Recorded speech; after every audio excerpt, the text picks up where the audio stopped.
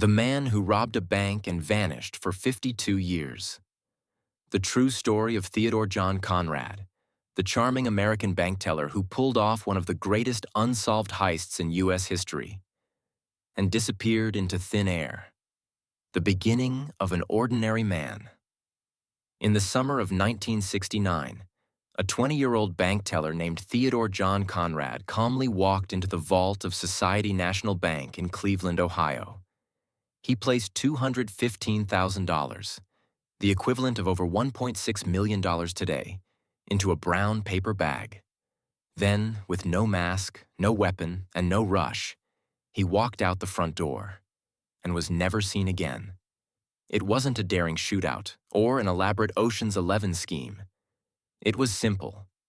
So simple, in fact, that it stunned investigators. There were no alarms. No guard stopped him. The security system was minimal. And the most surprising part? Theodore had told people he might do it. Theo, as friends called him, had a normal suburban upbringing. Born in 1949 in Denver, Colorado, he later grew up in Lakewood, Ohio. He was intelligent, polite, and well-liked by teachers and classmates. He joined student council, excelled in school, and was even known for his charming smile and sharp suits. In 1967, he began studying at New England College in New Hampshire. But money was tight, and he bounced between jobs and schools, eventually landing a position as a teller in the bank vault in Cleveland. There, he handled huge amounts of cash daily. Inspired by fiction, The Thomas Crown Affair. Around that time, a new film had captivated America. The Thomas Crown Affair, starring Steve McQueen. It featured a millionaire businessman who pulls off a bank robbery just for the thrill. Conrad became obsessed with it. He reportedly watched the movie dozens of times and told friends that it would be easy to pull off something similar in real life. He even said, "One day, I'm going to take the money and run." People laughed. After all, Theo was too clean-cut, too polite, just a clever young man with big dreams and a fascination with Hollywood. But he wasn't joking. On Friday, July 11th, 1969, a day after his 20th birthday, he did exactly what he had promised. The robbery. That Friday, the bank prepared to close for the weekend. As usual, Theo was responsible for bundling and counting cash in the vault. But as the final hours passed, he quietly placed $215,000 in bundled bills into a brown paper bag. He smiled at his coworkers, wished them a good weekend, and walked out. There was no forced entry, no violence, and no rush. It was possibly the simplest bank robbery in U.S. history. What made it more remarkable? The theft wasn't discovered until Monday morning. This gave him a full 2-day head start. By the time law enforcement knew what happened, he could have been anywhere. On a bus, a plane, another country. By September 1969, a federal warrant was issued for his arrest. He was officially a wanted man. But there was one big problem. He had simply vanished. A cold trail authorities searched the usual places: friends' homes, relatives, airports, buses, train records. But Theodore had planned well. He left no trace, no car registered in his name, no credit cards, no social security activity. The only thing they had was a description of a handsome, well-dressed young man who could now be anyone, anywhere. The story made local news but didn't dominate headlines for long. The Vietnam War, Woodstock, and the moon landing stole national attention. And so, just like that, Theodore John Conrad became a ghost. The years passed. New agents inherited the case.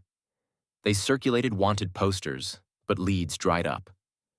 There were no fingerprints in criminal databases, no matches, no mistakes from Theo. He had simply stepped off the map.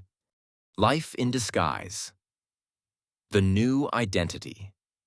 Unbeknownst to anyone in Ohio, Theodore Conrad had reappeared as someone new. Sometime in the 1970s, he began using the name Thomas Randell. He moved to the East Coast, first to Washington, D.C., then to Massachusetts. He created a new life from scratch. No criminal record, no flashy spending, just a quiet man with a calm voice and a friendly smile. He worked as a golf pro at a local country club. He later moved into car sales, Cadillacs, Volvos, Lexuses. He was good with people. Customers trusted him. Managers praised him. Friends knew him as a kind, decent, hard-working man. In 1982, he married and started a family. He had a daughter who grew up believing her father was just another suburban dad with a fondness for golf and old movies. The truth? Her father was one of the most wanted fugitives in America. Decades of freedom. What makes Conrad's story so eerie is the fact that he lived in plain sight for over 50 years. He wasn't hiding in a jungle or surviving under plastic surgery. He simply changed his name and kept a low profile. The FBI never connected the dots. No one came knocking. Why? Because he never got into trouble again. Most criminals get caught when they repeat offenses. Not Theo. He lived modestly. He never used the stolen money to show off. He didn't travel the world or buy flashy cars. He blended in. Over the decades, cold case investigators occasionally revisited his file. One of them was John K. Elliott, a determined U.S. Marshal based in Cleveland. For over 20 years, he chased leads, some promising, some not. When he retired, his son, Peter J. Elliott, also a U.S. Marshal, took up the search. Still, nothing surfaced. No fingerprints, no photos, no trail. The final days of a quiet life. In early 2021, the man known as Thomas Randall was diagnosed with lung cancer. He was 71, and the illness progressed quickly. In his final days, he sat down with his daughter and told her the truth. He was Theodore John Conrad, the man who had robbed a bank in 1969 and vanished. She was stunned. For decades, she had lived with a man who never once hinted at his secret. He had told no one else, not his wife, not his co-workers, not even close friends. Only in death did he allow the truth to surface. The unmasking. After Conrad's death on May 18, 2021, his family published an obituary in a Massachusetts newspaper under his assumed name, Thomas Randall. But one line in that obituary caught the attention of U.S. Marshal Peter J. Elliott. The birth year, parents' names, and college matched. So did the handwriting on archived forms. Even the signature. The marshals compared photos and documents. They matched faces and signatures from the 1960s to the man who had just passed away. The truth became undeniable. In November 2021, they officially announced that the 52-year-old cold case was solved. Theodore John Conrad, one of America's most elusive fugitives, had lived a normal life under a false identity and died peacefully in his bed. The legend and the questions. The story immediately captured public imagination. How could someone pull off a robbery, disappear, and remain undetected for more than half a century? Was he a villain? A folk hero? A tragic figure? The heist itself had no victims, no violence, no injuries. The money was never recovered and likely used up over decades. Yet by law, he remained a criminal who had escaped justice. Still, many couldn't help but admire the clean getaway. No guns, no greed, just a man inspired by a movie who did what he said he'd do and disappeared. Echoes of D.B. Cooper Conrad's story is often compared to the legendary D.B. Cooper, the man who hijacked a plane in 1971, parachuted out with $200,000 and was never found. But while Cooper's fate is unknown, Conrad's is now clear.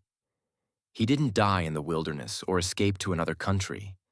He became someone else and lived an entire life right under everyone's nose.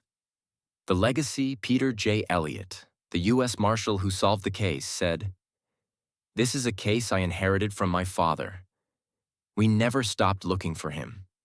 It's fitting that we finally solved it. My father never gave up on this case, and neither did I." The Conrad case now stands as one of the longest unresolved bank robberies in U.S. history. and one of the most successful disappearances ever recorded. It also challenges assumptions about crime, punishment, and identity. Can someone change completely? Can a criminal erase the past by living an honest life? Final thoughts. In the end, Theodore John Conrad became both legend and ghost. He did something bold, something cinematic, and then vanished into the ordinary world. For 52 years, he lived not as a fugitive, but as a father, husband, and friend. He didn't get rich. He didn't chase fame. He just lived. And in his final breath, he told the truth, leaving behind not just a confession, but one of the strangest, quietest, most fascinating stories in American history.